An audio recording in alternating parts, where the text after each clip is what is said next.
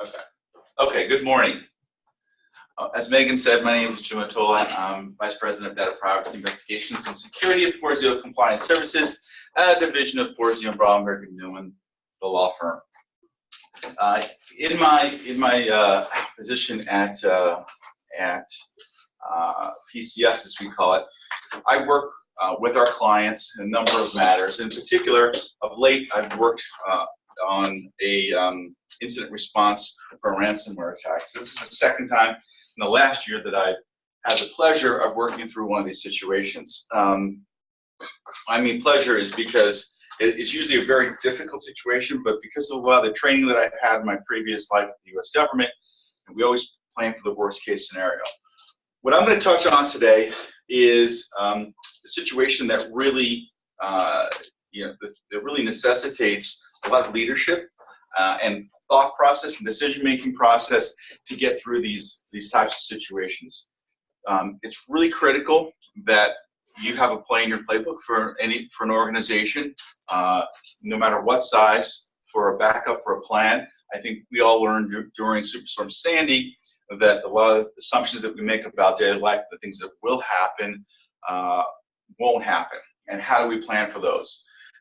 In my estimation right now, I really see ransomware as becoming a business disruption attack rather than just a theft of data. So I'm going to run through what I believe is a streamlined way, a very high-level way to handle incident response. And I'll share some of my experiences with you, both in the public and private sector.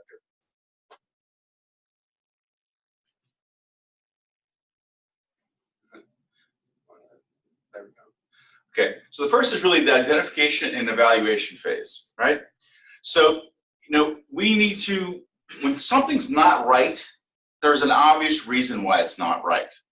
So having a baseline of when things are operationally correct and being able to understand the signs of perhaps slow processes, inability to access some data, and of course, a ransomware note on a user's desktop. That's pretty obvious sign that something's not right. Oftentimes, we'll see that someone may have seen this and they've probably avoided it or not made proper notification. That is not helpful. So really, we need to investigate any early indicators of things that are not going right? When something's not going right and when we believe that we have an issue, perhaps a ransomware issue, we need to communicate with our key stakeholders to get as much information, and gather as much information as possible to assess the situation early on. So, of course, you need to identify who those key stakeholders are within your organization, CFO, CEO, whoever's responsible for information technology, information security. And again, also from an operational perspective, you need to determine what type of business activity that you have right now that's critical. An order, a deliverable, what have you. If you're an accounting firm and it's early January, mid-February, obviously I think we know with the business critical processes there, right? So we need to understand the state of our current operating environment from a business perspective. Next, once we believe that we are entering into an evaluation phase and possibly going to the next phase, we need to loop in the board, senior management, and of course general counsel at this point. We need to get everyone prepared and ready for what eventually may be a crisis or not a crisis. Raising everyone's awareness and running through this will help you whether you're in a crisis or you're preparing for a crisis. We don't want to manage by crisis, so it should be to only those senior personnel in order to get ready, and so they can perhaps think about what appointments they have to cancel during the next day or two as they handle this crisis. During the last incident response that we were part of, I had to cancel numerous appointments to serve the client.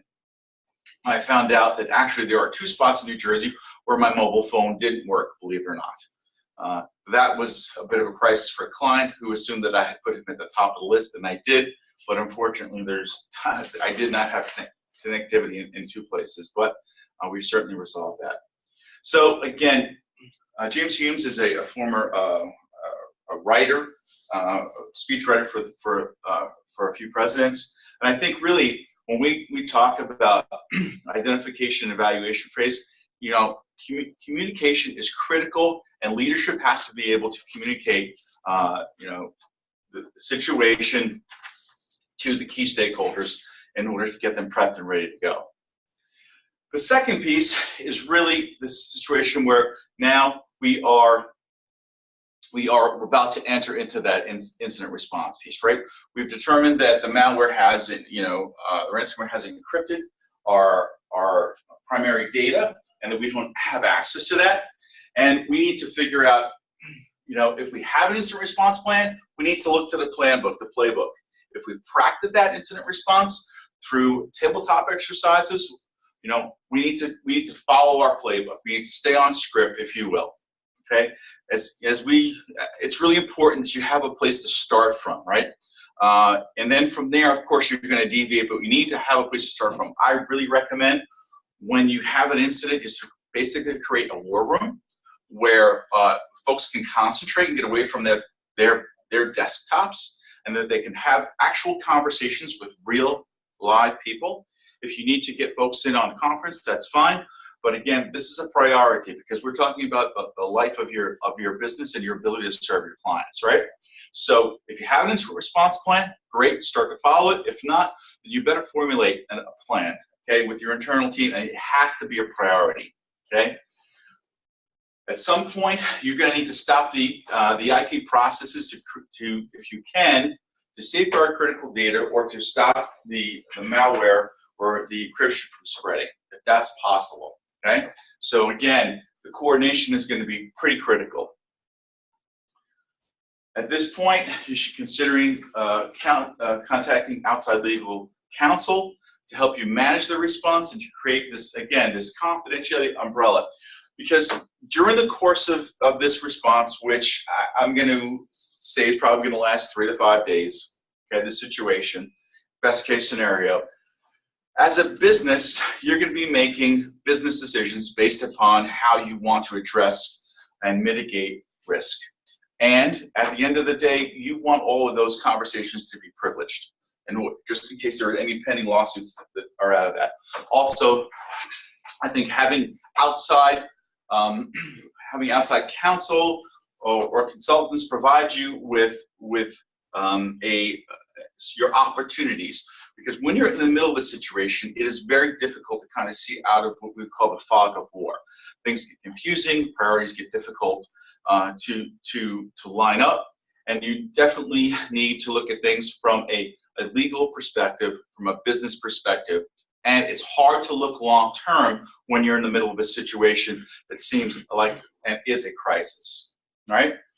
One of the things that we talk about is contact the insurance provider for outside coverages. Now, in our recent situation, okay, I went across the hall and I got our Deidre Wheatley list involved from our legal side. One of my first phone calls was to Jim Venezzi, who's sitting here in the room, and to ask Jim, hey Jim, this is the situation. The person, this entity did not have any cybersecurity insurance. It didn't mean that was the end of the day. There are some possible ways through insurance, and I'm sure Jim could talk to that about maybe there are some ways to recoup some funds through some existing coverage, although they didn't have cybersecurity insurance. Not the best case scenario, but again, the situation that we were dealing with last week was probably the worst case scenario. But again, that on your decision tree, that is something that needs to be there. Okay, so we're still in this immediate incident response phase, right? Here we go now, coordinating internal or external information technology and security providers, right? Now, for enterprise-sized businesses, they're probably going to have most of the support that they need to handle the problem in-house. For what I would call small to mid-sized businesses, anywhere from 1 to 100 million in revenue, they're not going to have everything that they need to handle these situations. Information security and technology has become a very nuanced field. Everybody has their specialty, And in this situation, you're going to need probably more than one vendor to help get you through this critical issue. In the instance of a ransomware attack, should you decide to pay, you're going to need somebody to A, make contact with the threat actor, B, negotiate the payment, C, transact the payment of actual currency into Bitcoin, put it in the wallet, and then pay the threat actor. Okay, that is a pretty large task. There are businesses out there that do that, and those, I can tell you that those transactions are not transparent. Those transactions do not happen very quickly, and literally the clock feels like it's ticking every time and every step that you make. There's also a possibility that your financial institution, once you advise them that you've been a victim of a data breach or ransomware, may prohibit you from conducting transactions in an expedient manner. What I'm saying is that if the way that you transacted all your business was online and you don't have access to that using those credentials, then guess what? You're not going to be able to do that. You may actually physically have to walk down to the bank and talk to someone or get on the phone. It sometimes can take hours just to get your money to where you need it to be and turn it into Bitcoin. Again, it's not a very transparent transaction, and it takes a bit of time. So you're going to need to get some help. You're going to need to have some patience, and it's going to be more than just you. You also need to coordinate your internal technology teams. And really, at this point, you're going to be assessing their capabilities versus your needs, okay? For most business owners, CFOs, CEOs, they're not very technical. And when we get into the technical parts of this, it is difficult sometimes for technologists to translate what they're trying to do into some sort of language that CEOs, CFOs can understand. We try to help with that and break it down, and so that we're all on the same page or the same sheet of music, right? Very important to start messaging stakeholders, board directors, senior management, customers, vendors, employees, and lenders, right? This is so critical that the person that has those relationships is able to make phone calls, just to have an alternative way to communicate online. Maybe you go down to Best Buy, get yourself a laptop, open up a Gmail account, and start working from there, right? You've got to think of what that alternate form of communication is.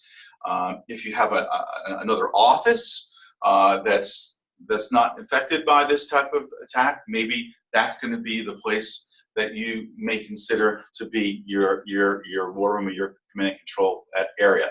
But again, messaging customers and vendors and employees is very, very critical, because you have to set their expectations. Why didn't this delivery come? Why didn't this particular service occur? Right? You have to let them know what's going on.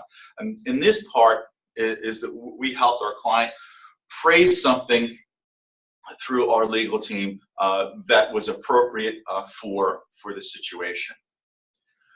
Again, one of the things that we started to do is look at some of the contractual agreements that they had with some of their technology providers. It's very possible that those technology providers, maybe their cloud service, didn't do what they said they were going to do, and that may be a reason why some backups are not available, what have you. So again, you need to look at those contracts and look at the contracts that you have and what your obligation is to notify the businesses that you serve if you do have a data breach or an incident such as this.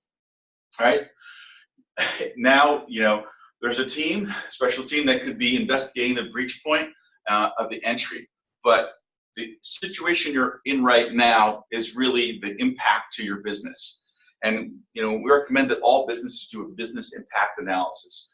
Basically, what would it cost your business to shut down for a day? Right? Most business owners would know that. They know what the revenue is, and they understand that.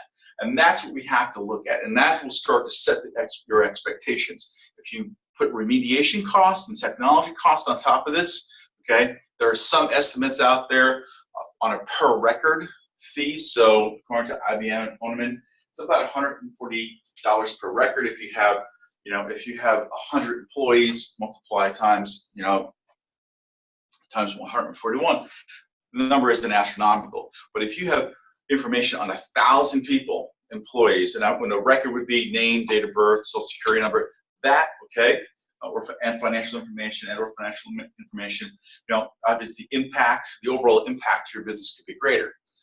There are situations where data is not the actual target, but it's the business process, and shutting down a business's process and ability to receive payments, to make payments, is obviously a huge impact to that business, and there's a value attached to that. So there's a lot of factors into determining what the impact to your business is. So again, you have to really drill down and determine what type of critical business processes are happening and what type of deliverables that your business is in the middle of processing, and to try to get ahead of that if you can. There may be other ways to aggregate data about your inventory. Physical inventory is probably something that you might want to do and consider. You also may want to think about, in certain situations, contacting those particular clients. Hey, what was our deliverable? When is this due? What's your expectation? Can you do this? Can you receive it a couple of days later? And try to prioritize how to serve your clients best. Some cases, you may even have paper laying around. I know that's a very odd concept, but paper records for a certain period of time may not be a bad idea in your business if you cannot grab your backup information. If your backup data is not available for some reason, or it's going to take a number of hours to get that backup information, that backup data to use it, you have to consider some alternate ways to do business. So, and where this incident response piece, we need to really figure out, how the teams are going to work together. The internal teams, the external teams, and again, it's all about prioritization, containing the problem, investigating the problem, and then how are we going to remediate or fix the problem. I think in some situations that I've been in, anything that has to do with loss of life or putting people in physical danger, that system, okay, should be probably the first thing that you do. Okay, if you're a municipality like, let's say, Atlanta, that's something you have to figure out. How if you have a breach or not able to access your data, how the police and the fire are talking to themselves and to each other. Right? Anything that puts people in harm's way needs to be the first priority. Okay? Your internal business team, again, needs to get with these business units. How are we going to do business? If before there was a computer. I know it sounds, again, crazy, but I remember the Secret Service during Superstorm Sandy. Cell phones were okay, right? But I knew that also that we had an analog phone in our office, and that was working because none of the other phones were working, right? So where do we get gasoline? Little things like that, are kind of critical. You need to think about some of these things because it is pretty much a scramble when you're trying to determine how to serve clients and how to do so. So sometimes you need to go to the lowest technological denominator to make things work. Hopefully you won't have to do that. Again, consider your incident response plan. Look at a business continuity plan. Are we going to be moving to another location? Can we still, can other locations serve our clients? Can other partner businesses serve our clients? Right? And then we've seen that in some incidents that have happened overseas, in particular in Japan. Japan had huge issues with tsunamis, and other auto industry competitors wound up helping each other in Japan to bolster, basically to keep afloat the Japanese auto industry through sharing plants, through sharing different resources that each had. So if you have a partner business, that might be something that you consider. Who can you partner with to help you through your client, help your clients? and I think this is really important, right? Daily briefings. We had our daily briefing in the morning, and then we had a daily briefing in the afternoon, later in the afternoon, just to kind of get a status on what's going on, right? To see some of the holes, to see the progress. If we needed to do one in the if we need to do one about noon on the first day or two, you probably do. But again, I think it's having everybody available to communicate and having partners. For me, it's important to have partners in technology and insurance that I know that when I pick up the phone that they're gonna respond. That makes what I do, and we do provide a lot of value, because I know if they call me, I would do the same for them. And that's how I think we are able to kind of huddle together and serve our clients from an external provider. All right, now here we start to get into the business continuity phase. Let's suppose that we've remediated, we're back up and running to a certain percent, maybe. We've unencrypted all of our data, and our client is able to start to use those business processes to serve their clients. Now we have to start thinking about kind of the tail end of this, right? What is our obligation from a legal standpoint? Our breach notification messaging to employees, which we draft, to clients, to the media if necessary, and to law enforcement. As Chris Kay knows, and I have to say that Chris was very helpful on this last incident, where I sent Chris a copy of the ransomware note, and in a few minutes, his analyst provided me something of value. Chris is with the NJ Kick, and that gave me kind of insight into the type of threat actor that we were dealing with. That this particular ransomware had only been around for a few weeks, and it kind of mirrored what I heard from the cybersecurity business that we contracted with. They had actually dealt with the same type of attack and the same methodology from threat actors. So when we were negotiating the ransomware, we had an idea of how much it was going to cost and what the process would be like. So again, speaking to law enforcement, speaking to Chris early on was very helpful to us. But on the backside, what I had to do is figure out our reporting requirements.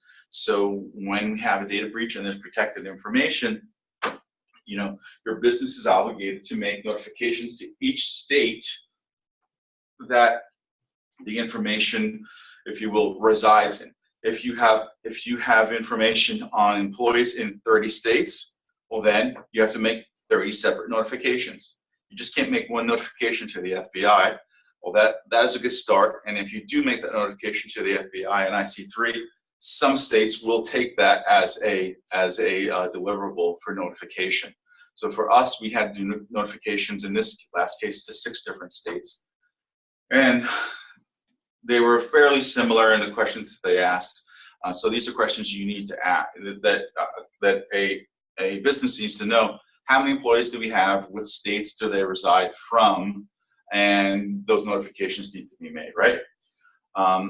So these are the types of things that now we need to do from a legal perspective on the back end, right? So as we're going through, we need to verify that everything that we've done, and usually this requires an investigation, a forensic investigation, everything that we've done has contained and remediated the problem. So the problem doesn't resurface in the form of malware, okay? This can be expensive, and I can tell you, oftentimes clients don't see the value in this because it just means more money. But just because you're up and running doesn't mean that that the threat isn't persistent, okay? Again, on the back end, let's see how we are with our processes, and if we're meeting our clients' needs. And if we're prepared to launch our IT systems again, are we ready to go? So it's kind of almost a ramping down back to normal business as usual, right? Now I think it's really critical, as we've been through a breach for 4 or 5 days, to look back and determine, okay, what worked, what didn't work. Almost, someone has to be documenting the steps that you take along the way for lessons learned, right? Sometimes there's a lot of lost effort in chasing something that isn't extremely necessary. So you have to figure out what type of effort that you put in that was the most valuable, and perhaps next time or in your plan you can assign certain people with certain responsibilities. You're the person with the relationship at the bank. You should be talking to that bank. You should have an actual relationship with a physical person at a financial institution. Okay, this is that, and we know that the way it works, especially here in New Jersey, if you want to get something done, you have to know somebody, right? And I think that really carries the day when you have these critical issues. You want to be able to pick up the phone and know that person on the other end of the phone. Okay, you have to continue messages to employees about for legal compliance. You know, do you offer credit monitoring or not? Right? Are you obligated to do so or not? Right? What are you obligated to report? Important, right? And again, start looking through some of the anomalies. You know, if things, when you start to ramp back up, if things are still not running right, is there still a problem? Have people notice this? Just, you're not out of the woods yet.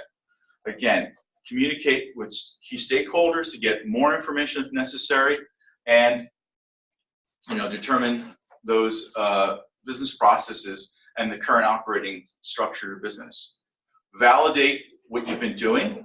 Now, let's suppose you're back and running, and what I would suggest is that you validate everything that's been done through independent vulnerability assessment and testing.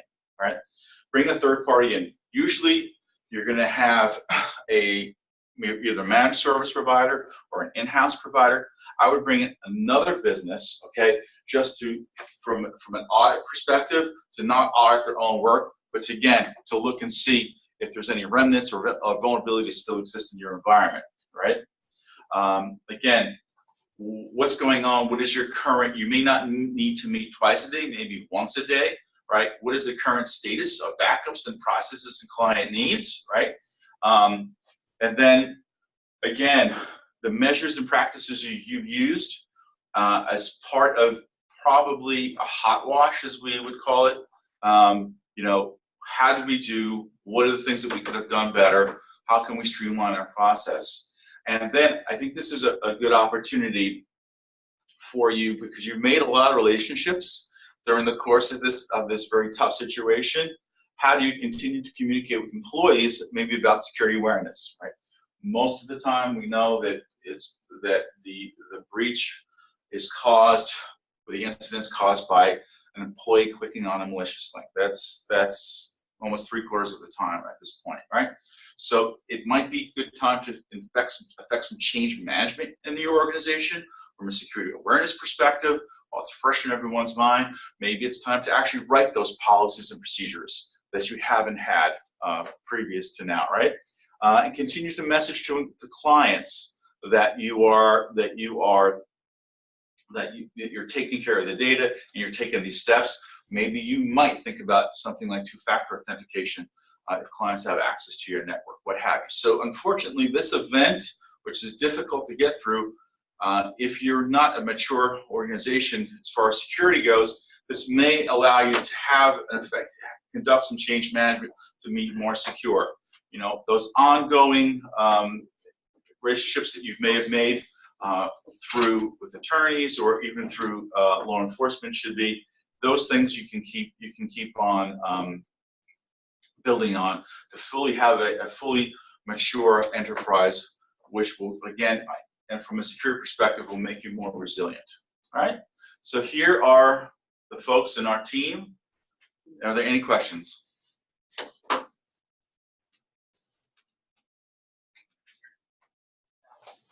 All right. Any questions? Hey, Jim. It's good. Yes.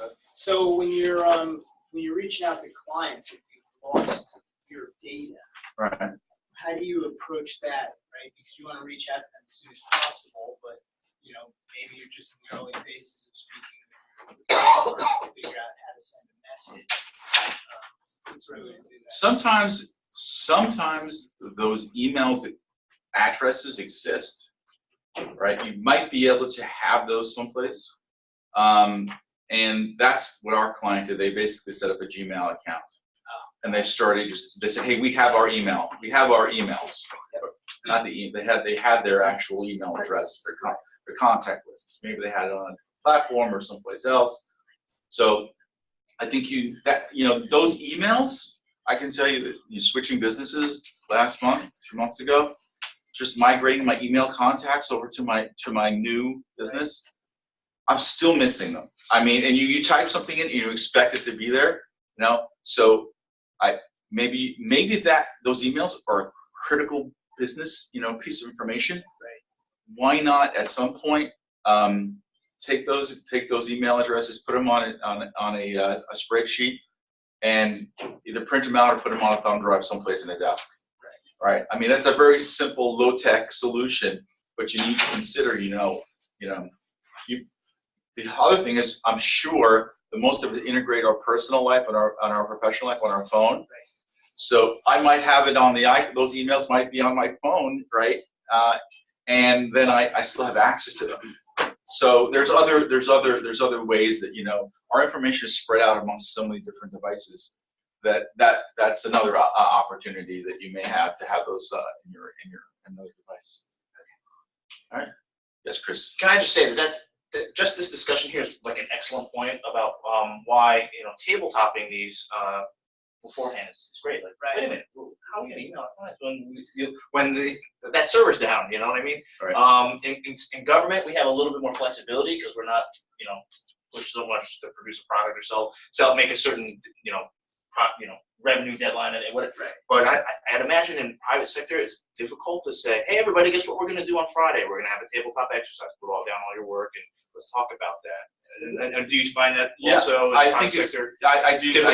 It's difficult to carve. First of all, I think it's difficult for private sector businesses and mid-market to actually carve out a budget for cybersecurity, right?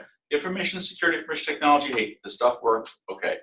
But the planning piece, unless you come from a police or a military background or other background, you don't think like that, right? It's wasted time. So I would recommend that you would probably want to think about maybe the tabletop is going to be on a flex holiday, or maybe it's going to be on a bank holiday when your clients are off, or even on a Saturday for a few hours. You got to carve out the time to do that. I think you got to carve out the time to dedicate for information security. I think you need to carve out an understanding of insurance and take a look at your policies and bring in somebody like Jim as a consultant to give you an honest opinion about where you sit and how it matches the technologies and information security that you've implemented into your environment. And I also recommend that you do that with counsel. So I think a day of preparation probably would save you a lot of aggravation. So, I mean, to your point, when our office, the Secret Service, lost connectivity or was out like everybody else in Superstorm Sandy, I mean, we had agents put trees down in front of their yard and couldn't get their cars out, right? We couldn't get gasoline on our vehicles. 4 days after the storm hit, Secretary of Homeland Security decides to visit New Jersey. So that's our deliverable, right? And for you guys, it's the same thing. State police. How are you going to put people out? How are you going to gas your cars? How you serve clients from cyber, but from a physical perspective, right? So I'm sure the state police has alternate fueling sites and what have you, right? But most businesses don't think about that, right? Small ones don't. Enterprise do. ADP did, right? They do, because they're at a certain time in New Jersey, people could care less. If you're a client in Vermont or in Las Vegas, look, you guys have been out of power for a week or two. I get it, but I need to get back to business. Right? They kind of it grows old on them. So, yes, Jim. So it's kind of an interesting mindset shift, right? Like, for instance, during Sandy, I had a physician's office that was shuttling vaccines from kind of one place to another to keep them cold and refrigerated, right? Which is a very sophisticated plan when they have like 9 offices. However, they haven't really thought about what they would do if there was a cyber incident. And there's a real disconnect there, right? Because a cyber incident in reality could cost them a lot more money than losing a couple $100,000 of vaccines. I mean, let's not even get into IoT and medical devices. I mean, that is critical. I mean, now we're talking a real critical. Okay, you lose your data, fine. You lose a business process, okay. But now, yeah, I mean, our interconnectivity to ourselves and each other is, we've become reliant on this to a point where you need to take steps to be proactive. I know that's what Tom's going to talk about, and it is a mindset. It's a mindset, and I think, you know, from Tom's training and my training, our background, and Chris, we understand that you have to plan for the worst case scenario. Unfortunately, that requires resources, and in the government, you can do that. Private sector, it's hard because that's an allocation of time and money.